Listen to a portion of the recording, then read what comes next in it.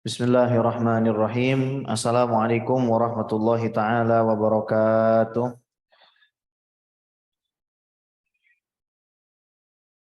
Alhamdulillah wassalatu wassalamu ala sayyidina Rasulillah sayyidina wa maulana Muhammad ibn Abdullah wa ala alihi wa sahbihi wa mawalah wa la hawla wa la quwata illa billah. Ashhadu an la ilaha illallah wahdahu la syarikalah wa ashhadu anna sayyidana wa maulana Muhammadan abduhu wa rasuluhu alladzi la nabiyya wa la rasula ba'dah. Amma ba'du fa nawaina ata'allum wa ta'lim wal ifadah wal istifadah wal iqamah wal istiqamah wal hatha 'ala tamassuki bi kitabillah wa sunnati rasulillah ibtigha'an li mardatillahi wa wajhil karim. Allahumma faqihna fid din wa 'allimna ta'wil waj'alna minal ladzina yastami'una al-qawla fayattabi'una ahsana.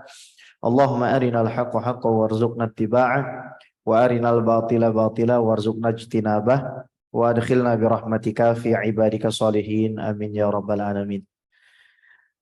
Ibu sehat, Bu? Makan siang udah, Bu? Puasa enggak? Puasa enggak? Puasa beduk. Ya, puasa sampai zuhur aja ya, Bu ya. Ya, alhamdulillahirabbil alamin. Semoga ibu-ibu semua dalam keadaan sehat walafiat, diberkahin, dilancarin rezekinya ya, Bu ya. Dan kita semua yang duduk di sini dapat keberkahan dari membaca hadisnya Nabi Muhammad sallallahu alaihi wasallam. Hadirin wal hadirat, Mas Budi yang saya muliakan, Bapak-bapak, Ibu-ibu sekalian. Kita masuk ke dalam bab kedua dari kitab Riyadhus Shalihin, yaitu babut taubah. Bab taubat. Kita baca suratul Fatihah dulu untuk Imam Nawawi ya, biar berkah. Ila hadratin Nabi Sayyidina Muhammadin sallallahu alaihi wa ala alihi wasallam. Wa khususan ila ruhi al-muallif al-imam Abu Zakaria Yahya bin Sharaf an-Nawawi radhiyallahu ta'ala anhu ardah wa nafa'ana bihi wa bi'ulumi fi dharin amin. Sya'ulillahi lana wa lahumul fatihah. A'udhu billahi minasyaitanir rajim. Bismillahirrahmanirrahim. Alhamdulillahi rabbil alamin. Ar-Rahmanir Rahim. Maliki yaumiddin. Iyyaka na'budu wa iyyaka nasta'in. Ihdinas siratal mustaqim siratal ladzina an'amta 'alaihim ghairil maghdubi 'alaihim waladdallin amin. Bismillahirrahmanirrahim. Bi asanidina al-muttasilah ila al-muallif radhiyallahu ta'ala anhu warḍah wa nafa'ana bihi wa bi 'ulumihi fid dharin amin. Qala babut taubati. Bab taubat.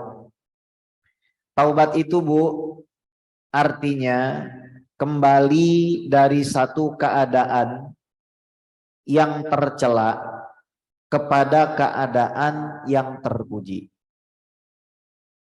Taubat artinya kembali dari satu keadaan yang tercela kepada keadaan yang terpuji. Itu taubat. Ahlan wa sahlan. Saya di sini tambah kaya. Kenapa? Karena jualan roti di sini. Jualan roti, jualan milkshake. Ini emang syariah sih, nggak pernah salah nih. Jazakumullah khair Ustaz Faizal. Jazakumullah khair. Barakallahu fikum insyaallah. Syariah sih ini emang nggak pernah salah nih. Taubat itu apa, Bu? Kembali dari satu keadaan yang tercela kepada keadaan yang terpuji. Saya ambil contoh biar paham. Dari mencuri kepada tidak mencuri. Namanya taubat. Dari pelit kepada tidak pelit. Nah, namanya taubat. Dari males ibadah kepada tidak males ibadah. Mungkin nggak rajin. Mungkin nggak rajin. Tapi nggak males juga. Meskipun dia nggak rajin, tapi juga tidak malas. Itu taubat. Okay. Dari minum khamar kepada tidak minum khamar dan semua yang diharamkan. Meskipun dia nggak minum susu misalnya. Karena minum susu putih itu Bisa dipahamin nggak nih? Jadi meninggalkan satu keadaan yang tercela kepada keadaan yang terpuji. Catatannya, meninggalkan sesuatu yang tercela dan tidak melakukannya itu terpuji. Apalagi kalau meninggalkan mencuri kepada dermawan. Dia nggak maling, dia nggak pelit, dia bekerja, kemudian dia jadi orang yang dermawan. Ini sudah di atasnya taubat ini. Jadi taubat itu hakikatnya cukup kita ninggalin satu perbuatan yang Allah nggak suka, selesai. Cukup kita menyesali perbuatan yang Allah nggak suka, selesai. Cukup kita berjanji tidak melakukan perbuatan yang Allah nggak suka, selesai. Udah, itu taubat tuh. Qala ulama, berkata para ulama, at-taubatu wajibatun min kulli dzambin. Taubat itu hukumnya wajib atas semua dosa. Taubat itu hukumnya wajib dari segala dosa, baik dosa kecil maupun dosa besar.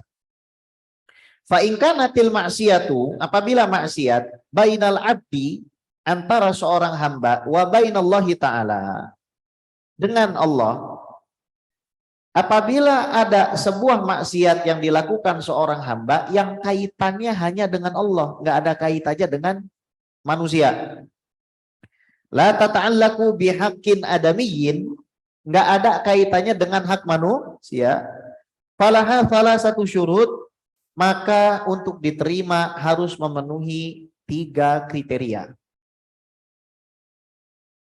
Apabila ada seorang hamba berbuat maksiat antara dia dengan Allah yang tidak ada sangkut paut atau kaitan dengan hak manusia yang lain, maka untuk diterima taubatnya harus memenuhi 3 syarat. Ahaduha, yang pertama, ayyuqli'a anil maksiyah. Yang pertama, dia meninggalkan dari maksiat tersebut. Contoh dosa yang kaitannya dengan Allah apa, Bu? Minum khamar. Minum khamar, kalau khamarnya punya orang ya ada kaitannya juga sama manusia. Kalau khamarnya mencuri ya ada kaitannya juga sama manusia. Apa kira-kira? Enggak, berbohong ada kaitan sama manusia. Kalah ente, suara ente keras, kalah sama ibu-ibu. Ibu-ibu pelan bener. Ya, ninggalin sholat. Apalagi, Bu? Zina kalau bukan sama paham? Pokoknya nggak ada kaitan sama orang. Kaitannya betul-betul sama Allah, ya. Paham?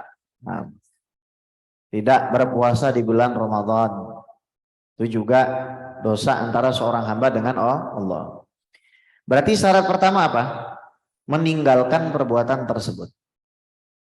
Kalau ada orang dia meninggalkan puasa Ramadan tanpa uzur, lantas dia masih melakukan perbuatan itu, maka taubatnya tidak diterima.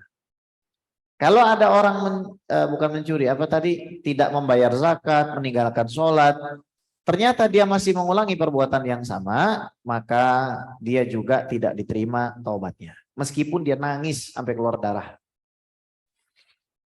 Jadi di sini nggak disebutin harus nangis. 3 syarat ini, Bu, tidak disebutkan orang yang taubat itu harus menangis. Nggak harus nangis itu. Yang kedua, wasani ayyandama ala fi'liha. Syarat yang kedua yang harus dipenuhi, harus menyesal. Jadi harus ada di dalam hati itu penyesalan. Contoh, kenapa ya saya dulu ninggalin sholat padahal waktu saya banyak? Kenapa saya nggak mau bayar zakat padahal Allah nggak kurang kasih saya harta? Kenapa saya ini kok tidak mau untuk berhaji padahal uang saya cukup untuk pergi haji? Ini harus ada penyesalan. Kenapa ya dulu masa muda saya, coba jangan berisik itu yang cowok, Pak, coba jangan ngobrol, coba lagi majelisan. Ini saya lagi baca hadis Nabi nih. Coba jangan bersuara juga. Ini hadis Rasulullah lagi dibaca ini. Ya, kasihan Imam Nawawi-nya udah dikubur. Kita sia-siain perkataannya itu. Jadi bermajelis itu ada adab dan etika. Ya. Dulu ada namanya Imam Sufyan As-Sauri. Imam Sufyan As-Sauri ini muridnya sedikit. Nerima muridnya nggak banyak. Kenapa Bu? Karena banyak murid yang diusir sama dia. Salah satunya, kalau beliau lagi baca hadis Nabi ada yang ketawa. Itu langsung Bu. Misalkan qala Rasulullah sallallahu alaihi wasallam, terus ada yang ngakak. Langsung disuruh keluar, kamu jangan datang lagi ke sini 3 bulan. Bayangin Bu, zaman dulu itu 3 bulan gak datang ke seorang wali, gak boleh datang kepada seorang ulama hadis, itu siksaan dan azab. Kenapa? Berarti selama 3 bulan dia diharamkan dari hadis Rasulullah. Makanya kalau kita mau bermajelis itu ada adab dan ada etikanya. Etika dan adab bermajelis itu lebih utama daripada ilmu yang kita dapatkan di majelis. Kenapa? Karena etika itulah yang akan mengikat dari ilmu seseorang. Anda lebih baik punya anak yang pintar atau punya anak yang beradab? Pasti jawabannya anak yang beradab. Begitu juga seorang guru. Seorang guru itu dia mungkin senang punya murid yang pintar. Tapi akan jauh lebih senang kepada murid yang beradab.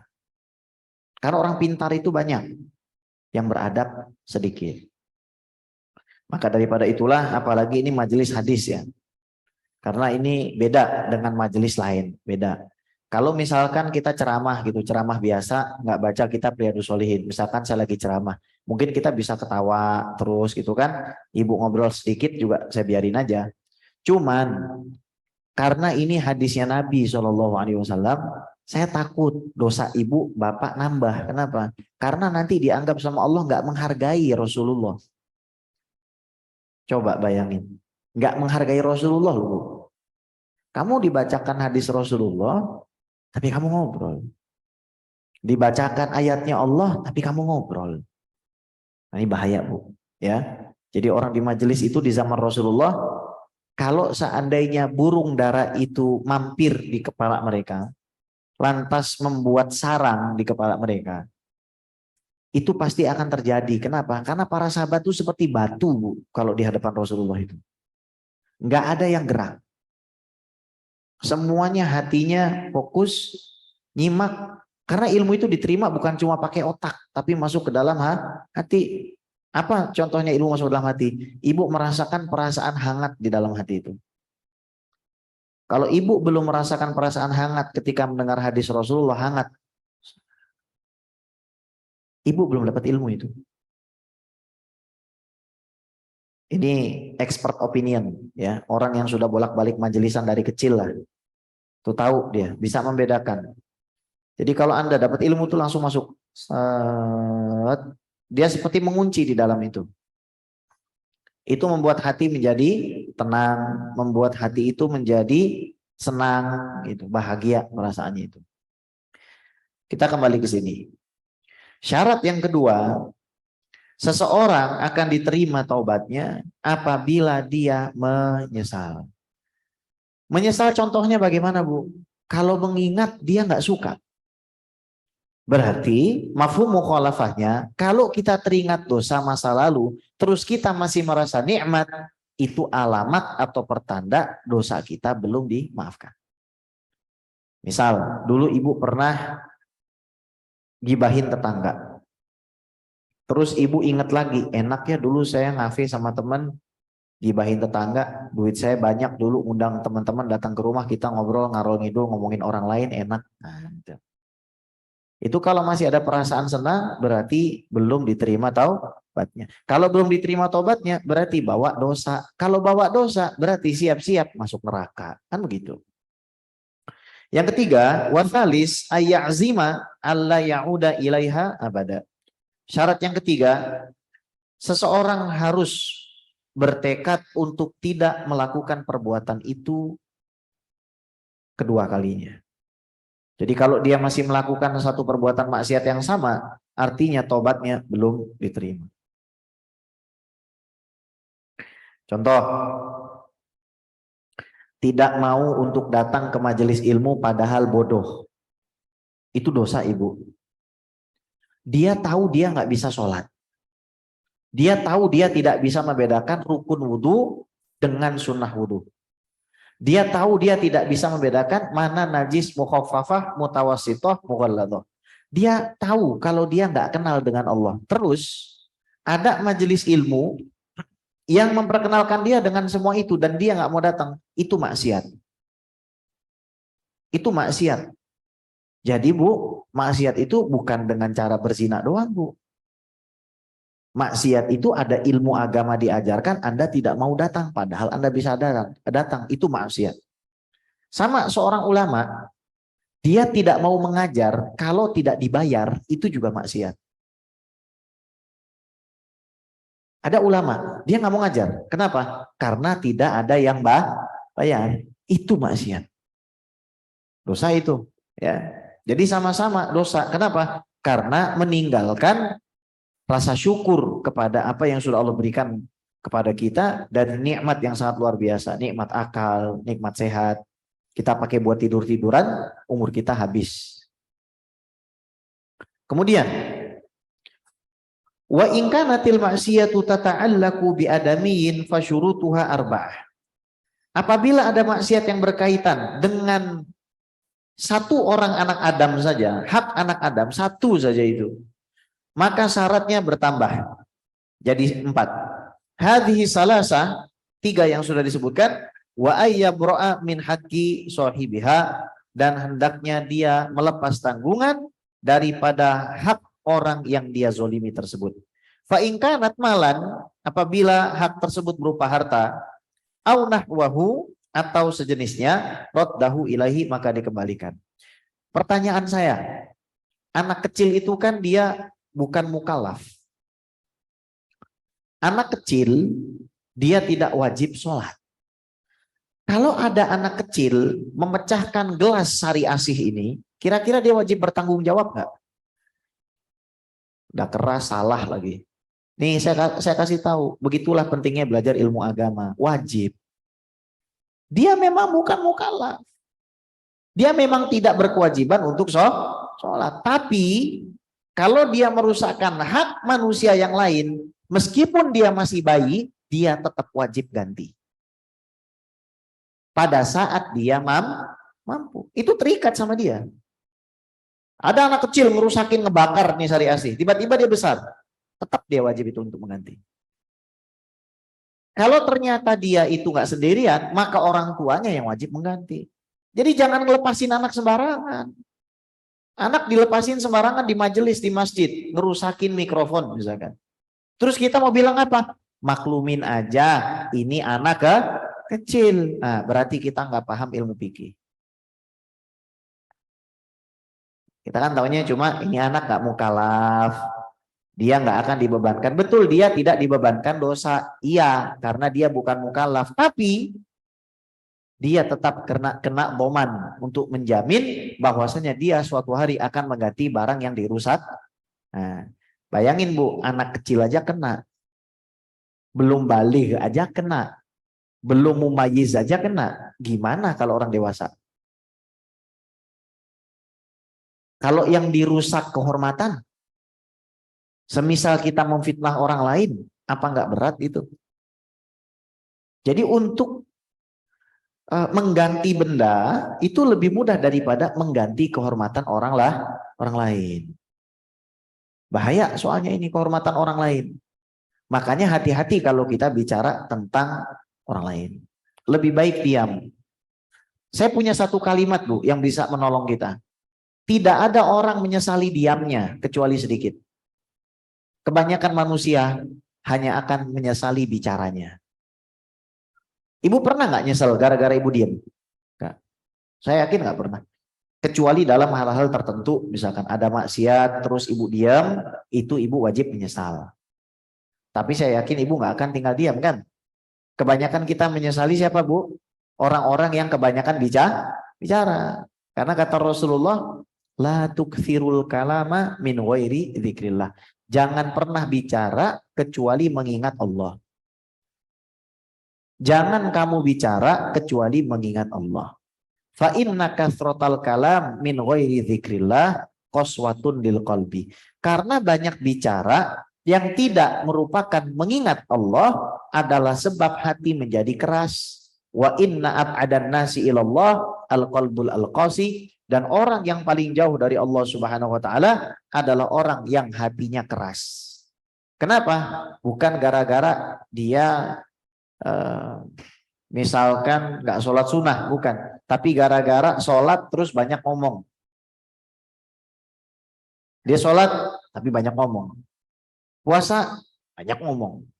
Akhirnya hatinya itu semakin keras. Dan penyakit ini kebanyakan diderita kaum perempuan. Kira-kira anak-anak Rasulullah, Siti Fatimah, Siti Ruqayyah, Umi Kulthum, Siti Zainab, itu beliau-beliau tuh banyak bicaranya atau banyak diamnya, Bu? Nah, banyak berzikir pada Allah Subhanahu wa taala. Istri-istri Rasulullah tuh bicaranya sedikit. Kalau keluar dari mulutnya tuh pasti zikrullah, ilmu, zikrullah, ilmu, zikrullah, nggak banyak bicara istri-istrinya. Kenapa? Karena mereka sadar petunjuk Rasulullah ini. Oh, Nabi saya bilang jangan bicara kecuali mengingat Allah. Baik, kita lanjutkan. Wa in kanat hadda qadhafin wa nahwahu makkanahu minhu aw talaba afahu. Ya. Kalau ternyata haddul qadhaf itu memfitnah orang berzina misalkan. Kalau ada orang memfitnah orang lain berzina, ternyata tidak mampu mendatangkan saksi untuk bersaksi, 4 orang saksi yang melihat dengan mata kepalanya, maka dicambuk 80 kali. Zaman sekarang, Bu, coba bayangkan, kita suka menuduh orang lain. Oh, ini orang koruptor, ini orang pezina, ini orang pemabuk, ini orang pencuri, ini orang penipu. Kita tuduh orang seperti itu. Terus ketika di pengadilan kita tidak bisa membawa bukti. Dicambuk 80 kali, Bu, kita, Bu. Nah, kira-kira netizen ini banyak nggak kena cambuk harusnya? Nggak kena cambuk di dunia, Bu. Nggak kena. Tapi bakalan dicambuk di akhirat itu. Jadi nggak sembarangan ketika Nabi itu mengarahkan kita untuk lebih banyak diam. Ibu nggak akan celaka dengan ibu itu diam. Tapi ibu bisa berpotensi mendapatkan kecelakaan kalau ibu mulai bicara hal yang tidak bermanfaat. Artinya apa? Jauhi orang-orang yang kata-katanya itu tidak bermanfaat. Kata Rasulullah begini, kalau kamu mau duduk sama orang, kamu harus duduk kepada 3 orang ini. Kamu harus duduk bersama 3 orang ini. Siapa aja, Bu? Bukan. Yang pertama, orang yang kalau kamu lihat dia, kamu ingat sama Allah. Itu kata Rasulullah. Artinya jangan kamu duduk dengan seseorang yang bisa bikin kamu lupa sama Allah.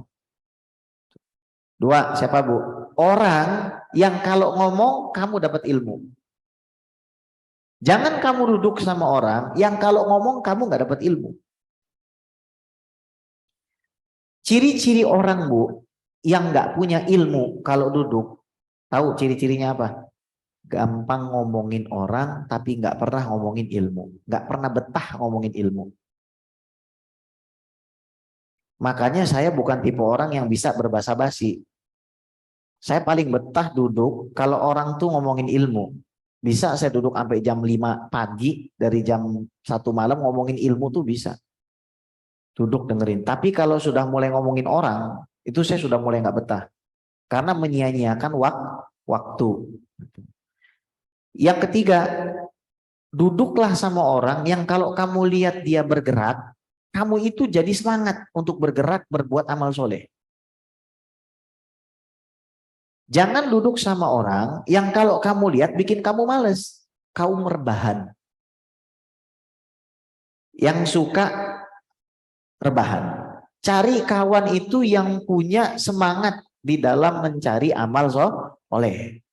Oh ya udah nih teman saya kayaknya rajin ke majelis, kayaknya saya harus bergaul sama dia. Teman saya ini rajin bakti sosial, kayaknya saya harus bergaul sama dia. Teman saya ini rajin baca Quran, kayaknya saya harus bergaul sama dia. Teman saya ini rajin ngunjungin para habaib, saya harus bergaul sama dia. Nah, kalau zaman sekarang yang dicari kebalikannya, Bu. Yang dicari orang yang jarang bergaul sama para ulama, yang dicari orang yang banyak bergaul dengan orang-orang yang melalaikan.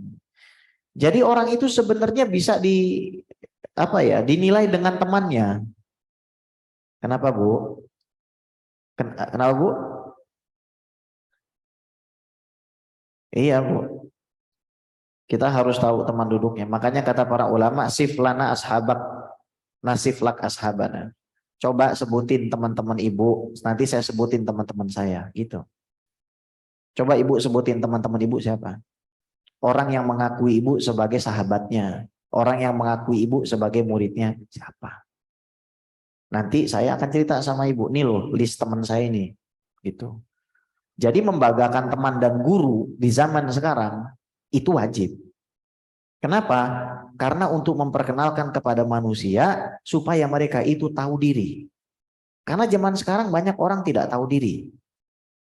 Waktu saya di Australia itu ada istilah when it comes to this religion everyone is PhD. Kalau udah bicara soal agama, supir truk aja udah jadi profesor. Semuanya ngerasa bisa bicara soal agama. Mau lulusan Mesir, mau lulusan Yaman, mau ulama, kalau ke Indonesia jadi satu namanya, Ustadz. Iya. Mau tukang lawak dipanggilnya Ustadz. Mau dia cucu Rasulullah dipanggilnya juga Ustadz. Mau dia itu ngaji puluhan tahun juga dipanggilnya Ustadz. Padahal kapasitasnya beda. Mau dia hafal Quran juga dipanggilnya Ustadz. Padahal kapasitasnya beda. Ini hati-hati. Jadi kita harus tahu ini kita duduk sama siapa. Kalau kita tahu kita duduk sama siapa, biasanya sikap kita bisa berubah. Contoh Bu, saya nih, kalau duduk dengan teman sejawat, saya akan bisa menempatkan diri. Ya duduk santai gitu. Tapi kalau kita itu duduk di majelis misalkan ya, yang majelis itu banyak orang mulianya, jangan kita kepenginan kelihatan. Ini saya cerita aja nih. Akhir tahun kemarin, saya diminta untuk ceramah di depan 10.000 orang. Tahu ceramahnya di mana? Di kota Pasuruan. Tahu ada acara apa di kota Pasuruan? Haulnya Habib Ja'far bin Syaikhon. Itu isinya semua habaib dan ulama. Saya dicari-cari Bu, buronan saya itu. Saya bilang, saya enggak mau. Akhirnya saya duduk di mana? Di warung bakso. Kalau saya ngomong di situ terkenal saya. Tapi apa fungsinya? Kita tahu diri. Kita nggak pantas untuk duduk di situ. Saya bilang kepada Habib Muhammad bin Husain Al-Habsyi, kepada Habib Abu Bakar bin Habib Taufik Assegaf Pasuruan. Saya bilang sama beliau, Ana di sini aja. Sampaikan salam sama Ustadz. Nanti kalau Ana ceramah di situ yang ada Ana gemeteran. Kadang-kadang orang, oh saya pengen lihatan ada di depan. Kita tuh harus tahu diri kita di mana. Oh kita tahu. Sholat malam kita kurang. Kita tahu bacaan Quran kita kurang. Jangan pengenan dong di depan. Biasa aja. Jangan kepengenan pengen kelihatan. Biasa aja. Tempo hari kita sudah belajar. Allah tidak melihat kepada penampilan kamu. Kamu duduk di depan atau duduk di belakang. Itu hakikatnya Allah nggak ngelihat. Tapi Allah melihat kehusyuan hati kamu. Itu yang dinilai Bu sama Allah Rabbul Alamin. Meskipun yang duduk di depan ini dapat keistimewaan. Kenapa? Karena kata Nabi SAW, orang yang datang ke majelis dahulu, maka dia hendaknya duduk di depan. Dan itu paling layak untuk mendapatkan rahmat Allah. Niatnya harus benar. Saya duduk di depan, ngikutin petunjuk Rasulullah. Mudah-mudahan saya mendapatkan rahmat Allah Subhanahu wa Ta'ala. Yang duduk di belakang, niatnya kenapa duduk di belakang? Malu. Saya malu. Saya bukan orang yang baik. ke majelis, saya ini banyak salahnya. Ngapain ya saya duduk di depan, saya duduk di belakang aja. Saya malu sama Allah, saya malu sama Rasulullah. Tuh. Ini namanya orang yang pantas mendapatkan rahmat Allah Subhanahu wa taala. Yang salah adalah orang ketiga. Orang ketiga ini siapa? Mereka yang sudah melalui majelis tapi mereka tidak duduk. Malah pulang. Malah pulang. Kenapa pulang? Karena nggak suka duduk di majelis ilmu. Dia nggak mau duduk di majelis ilmu. Dulu waktu kami nyantri di Mesir tuh, masyaikh kami tuh paling nggak suka kalau kita foto-foto. Masyaikh kami tuh paling nggak suka kalau kita yang foto begini itu paling nggak suka guru-guru kami itu. Bahkan kalau misalkan kebanyakan bersin saja, wacu disuruh keluar. Kamu bersin dulu di luar, jangan mengganggu majelis. Jadi majelis tuh khusyuk, Bu. Dalamnya tuh zikir semua. Orang yang duduk situ zikir semua. La ilaha illallah, la ilaha illallah. Nabi Ibrahim ketika ketemu dengan Nabi Muhammad kasih pesan apa? Banyaklah kamu menanam pohon surga. Gimana cara nanam pohon surga sementara kita masih di dunia? Banyak membaca la haula wala quwata illa billahil aliyil azim. Daripada ngomong, baca aja itu. La haula wala quwata illa billah. La haula wala quwata illa billah. Ibu akan merasakan perbedaan, Bu, dalam sikap, tutur kata. Ibu akan berubah menjadi orang yang lebih adem. Ibu akan berubah menjadi orang yang lebih berwibawa. Kenapa? Karena setiap huruf yang keluar itu berasal dari hati yang bersih. Berasal dari hati yang melapangkan semua urusannya kepada Allah Subhanahu wa taala. Beda, Bu, beda dengan orang yang ngomong terus, beda, Bu, beda. Makanya kita hati-hati itu, kita kalau duduk sama orang tuh hati-hati. Kita nggak tahu lagi ngomong di depan siapa. Itu saya pelajari betul, Bu. Makanya saya nggak pernah terlalu girang-girang amat tuh kalau disuruh ceramah di depan orang-orang gede. Itu pelajaran buat saya. Oh, kamu harus tahu. Ini juga salah satu apa? Salah satu daripada maksiat kepada orang lain, maksiat kepada guru. Ada murid maksiat kepada gurunya. Maka dia nggak bisa diampunin sama Allah sampai dia minta maaf kepada gurunya. Ada guru maksiat juga kepada muridnya. Gimana maksiat guru kepada murid? Menyakiti murid tidak sebagaimana harusnya. Misalkan menghina, mencaci muridnya, mencerca muridnya. Ini juga maksiat seorang guru. Tapi semaksiat-maksiatnya guru kepada murid itu masih bisa terpenuhi apanya kewajiban dia. Kenapa? Karena dia memberi ilmu. Saya mau tanya, murid memberi apa sama gurunya? Kan saya nanya. Nah ya sudah. Murid memberi apa? Beri amplop. Ibu bisa, Bu, gantikan ilmu yang disampaikan seorang guru dengan amplop? Nah, nggak akan pernah. Nah, kalau kita sudah tidak bisa memberikan hal-hal seperti itu, lantas apa yang bisa kita berikan? Adab. Adab kepada guru. Itu yang bisa diberikan oleh seorang murid. Bukan yang lain, Bu. Bukan yang lain. Adab dan etika. Makanya belajar kitab-kitab tentang adab itu penting di zaman sekarang. Oh, kalau saya jadi seorang murid, saya harus milih guru yang benar. Saya harus istikharah, minta kepada Allah dipilihkan guru yang benar. Kalau saya sudah bermajelis sama guru saya, niat saya harus karena Allah, bukan untuk cari wibawa, cari terkenal supaya saya dibilang orang majelis. Enggak. Orang seperti itu diharamkan dari ilmu. Ibu tahu nggak orang yang diharamkan dari ilmu? Satu, gampang lupa. Dua, nggak pernah diamalin. Tapi gurunya itu malah maksiat itu. Kita pindahin apa sama dia gitu, Pak? Antum nanyanya nanti aja. Kalau udah selesai, kalau ini sudah selesai, termasuk tidak sopan. Antum umurnya berapa? Oh, masih 20 tahun. Iya. Ya nggak apa-apa. Jadi nggak boleh antum. Kalau misalkan ada, jangankan guru ya. Misalkan antum sama teman aja, teman antum ngomong terus antum potong. Itu kan juga nggak sopan. Sopan nggak, Bu? Nah, ya udah. Di sini banyak ibu-ibu yang umurnya 60 tahun. Ente cucunya, ya.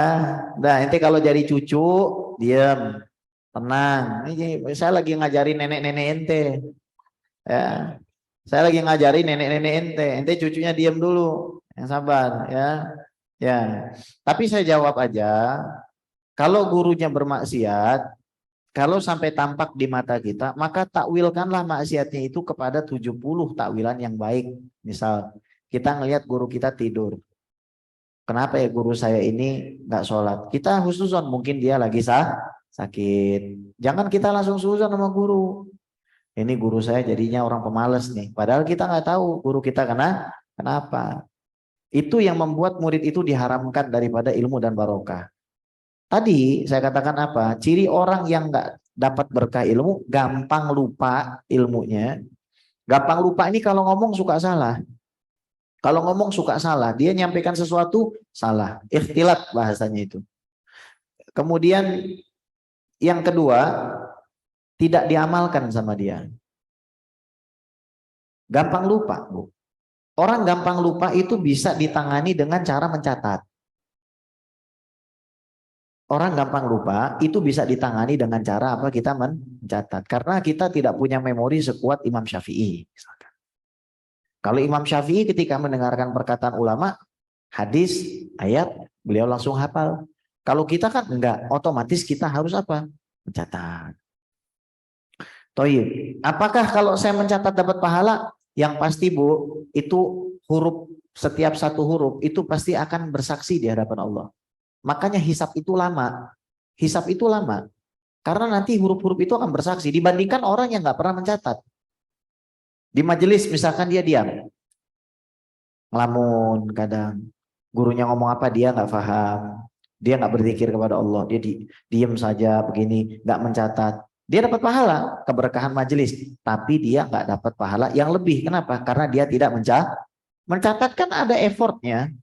Satu, dia harus beli pulpen. Dua, dia harus beli buku. Tiga, dia harus menggunakan tenaganya untuk menulis. Menggunakan otaknya lebih daripada yang nggak nulis. Kemudian hurufnya banyak, ya kan? Semuanya apa? Bersaksi. Jadi orang-orang yang mencatat itu di sini ada ketua Masjid Al-Azam, pengajian Masjid Al-Azam tuh, Bu Hajah Tin tuh di pojok. Beliau ini umurnya sudah hampir 70 Bu ya. 69. 70 ya. Tapi beliau mencatat beliau. Ya, beliau mencatat. Dan dari tadi nggak bicara gitu. Ini yang 20 tahun malah banyak bicaranya ini. Wajar anak masih muda nggak apa-apa. Ya, saya juga dulu kayak ente dulu sama. Ya.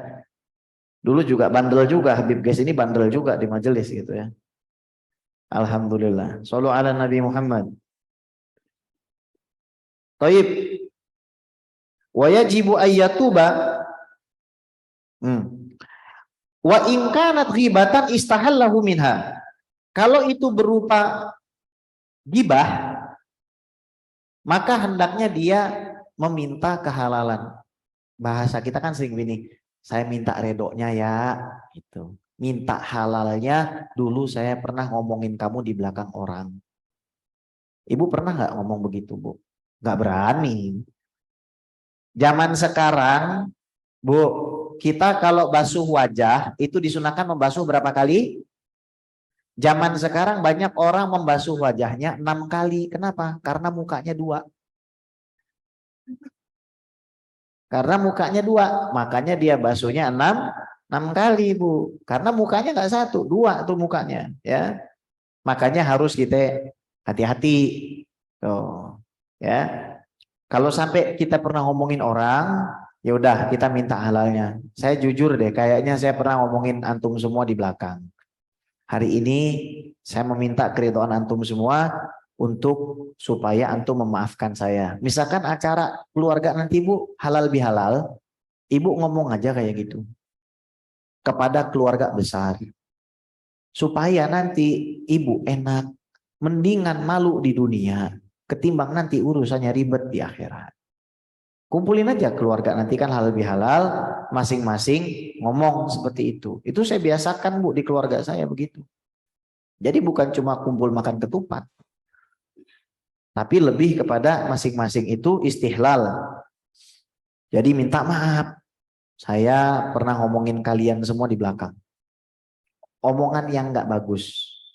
Dan saya tidak mau nanti urusan kita panjang di akhirat. Maka sekarang saya mohon keridhaan supaya kamu memaafkan saya. Kalau kamu tidak mau memaafkan saya akan ganti dengan apa yang saya punya. Kalau zaman dulu Bu, orang minta maaf ngasih emas. Supaya apa? Dirinya dimaafin. Tapi ternyata yang digibahin nggak mau maafin Bu. Kenapa? Karena yang digibahin merasa dosanya banyak. Saya nggak punya pahala, pahala saya nanti ngambil dari kamu aja. Na'udzubillahi min balik. Makanya udah stop kita ngomongin orang tuh. Kita nggak bakal ditanya terhadap dosa-dosa yang dibuat orang lain oleh Allah. Tapi kita bakal ditanya atas dosa-dosa sendiri yang kita buat. Thayyib. Wa yajibu ayyatuba min jami'i dzunub fa in taba min ba'diha sahha taubatuhu 'inda ahlil haqi min dzalika dzambi wa baqiya 'alil baqi. Wajib untuk tobat dari semua dosa. Apabila seseorang bertobat dari sebagian dosanya, maka dia sah di dalam tobat tersebut meskipun sebagian lagi dosa tetap dia tanggung. Saya tobat dari dosa mencuri di Masjid Sari Asih. Tapi saya nggak tobat dari dosa saya mencuri di Masjid Istiqlal. Nah, itu dia separuh-separuh tobatnya. Tapi kata sebagian ulama, ya tobatnya yang separuh diterima, separuh lagi nggak diterima. Gitu. Waqad tadhaharat dalailul kitab wa sunnah wa ijma'il ummah ala wujubi taubah. Telah jelas dalil-dalil dari Al-Quran, sunnah, ijma' bahwasanya taubat itu hukumnya wajib. Qala ta'ala wa tubu ilallahi jami'a ayyuhal mu'minun la'allakum tuflihun. Surat An-Nur ayat 31. An-Nur artinya apa? Cahaya. Bertobatlah kalian semua kepada Allah, wahai orang-orang beriman, supaya kalian menjadi orang yang beruntung. Jadi kalau mau jadi orang beruntung, penuhilah syarat-syarat tadi. Wa qala ta'ala istaghfiru rabbakum. Mintalah ampun kepada Tuhanmu, tsumma tubu ilaihi, kemudian bertobatlah kamu sekalian kepadanya. Wa qala ta'ala ya ayyuhalladzina amanu tubu ilallahi taubatan nasuha. Wahai orang-orang beriman, bertobatlah kepada Allah dengan taubat yang sebenar-benarnya itu. Hadis pertama. Wa an abi wa bihi ilaihi qala wa an Abi Hurairah radhiyallahu taala anhu qala sami'tu Rasulullah sallallahu alaihi wasallam yaqul wallahi inni la astaghfirullah wa atubu ilaihi fil yaumi aktsar min 70 marrah rawahul Bukhari. Dari Sayyiduna Abu Hurairah radhiyallahu taala anhu, beliau berkata, aku mendengar Rasulullah sallallahu alaihi wasallam bersabda, demi Allah aku meminta ampun kepada Allah dan bertobat kepadanya dalam satu hari lebih dari 70 kali. Rasulullah beristighfar kepada Allah sehari minimal 70 kali. Padahal beliau tidak punya dosa. Nah kita gimana?